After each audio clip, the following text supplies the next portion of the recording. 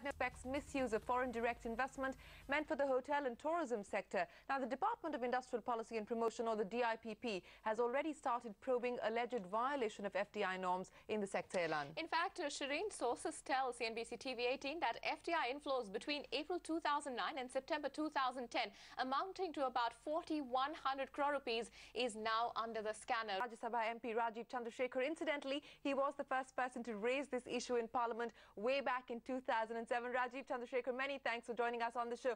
Are you surprised that the government has taken so long to suspect that there is indeed misuse of FDI in the hospitality sector, and that FDI that's meant for hotels is being diverted for arbitrage by foreigners who are buying up residential properties as well as farmland?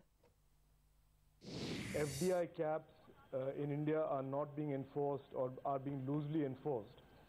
And while it may sound very academic in some sense, but the use of FDI or the bypass of FDI in issues like real estate have a serious impact on many issues, including coastal security, where people are gobbling up land in Goa and other parts of coastal India. So of course the answer is yes, I'm a bit disappointed that it took so long, but better late than never, as I say. Well, it's taken 3 years since you raised that issue first in Parliament, but Rajiv Chandrasekhar, the centre is perhaps only now taking this issue up. Why is a state, for instance, like Goa not taking this issue up on its own? After all, land is an issue that falls under the purview of the state government. No, look, the enforcement of any law or regulation requires both the central government and the state government to play its respective roles. There are two aspects to it, as you yourself mentioned in the question. One is the issue of FDI, which is a purely Government of India issue of how the caps are and how these caps are to be enforced and monitored.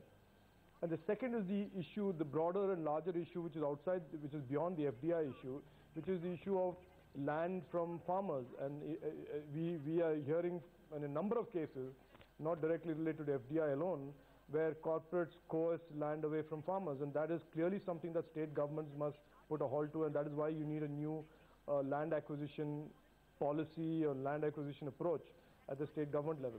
Right, clearly, so we have a problem at hand, but what's next? What are the policy steps that the centre and states need that you could suggest that will end this misuse? Look, I think that we need to bring in the concept in India of beneficial ownership. There is no point talking about FDI and ownership restrictions when one level of ownership, which is usually almost always a Benami owner, passes the scrutiny. We have to introduce a concept of beneficial ownership, which is not an unusual concept. It's a concept used in most Western economies, where the owner of the land has to represent legally that he or she is the beneficial owner of the land. And if that representation is found to be false, he basically he suffers the consequences under law. So I think the cure to this is to usher in a concept of beneficial ownership, which will reveal the true owner of the land or true owner of the asset where the FDI restriction is. While that could be the solution, Rajiv, what action should be taken by the centre? For instance, why not cancel the FDI permissions? After all, the similar sort of action is being taken in other sectors, for instance, telecom or even the Adarsh housing scam. Look, I think, look, I'm not aware of the exact facts of these hotels and these investments as you referred to. But I think a larger principle and a larger point can easily be made in this context, which is when you have an FDI norm and when you have FDI caps, the government must treat it with respect and must make sure that investors also see that this is a very serious issue, and that if there is a violation or if there is an attempt to violate and just meet the letter of it and violate the spirit of it, the government must come down very heavy on them. And if necessary, legislation has to be introduced to make sure that the punitive consequences of violating the FDI caps are very, very severe. If there is no deterrent, then people will merrily flout law. And the objective of the government is to make the law and make the FDI norm and also create the law that deters people from breaking it. But Rajiv, let me put this question to you, since you were the first MP to raise this issue in Parliament. What do you propose to do now that the skeletons have started to fall out of the closet?